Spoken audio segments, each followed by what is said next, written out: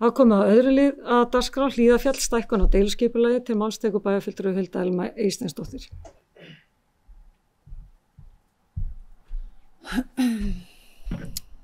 Forseti, ágætu bæjarfulltrúar, hér komin á dagskrá liði 5 í fundargerð skipulagsráðs dagsettur 9. apríl 2025.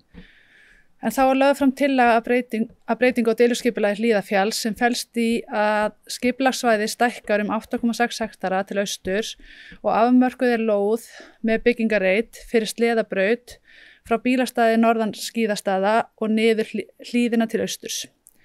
Auk sleðabrautar gert ráð fyrir 2 allt að 30 fermetra þjónustuhúsum.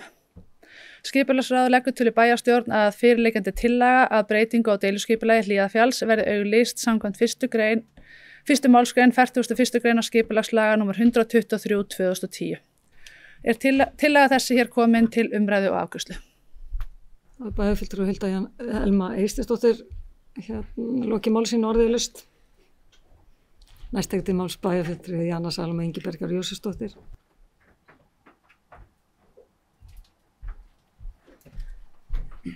Forseti, ágætu bæjarfulltrúar, ég mun nú samþykkja að þessi breyting á deiliskipulagi fer í auglýsingu, en ég vildi bara ekki hnýta í en benda á smá orðalag sem inni í skjalinu þar sem að talað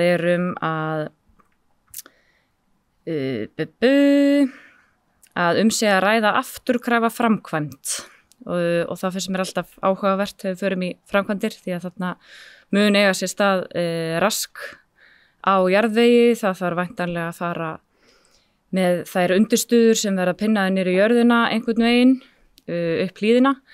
Þannig ég tel bara í framtíðinni ættu að huga að því að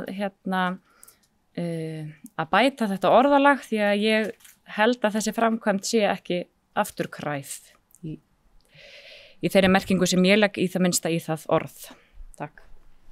Og bæjarfulltrúi Jana Salóme Ingibergar Jósefsdóttir lokið máli sínu orðið laust.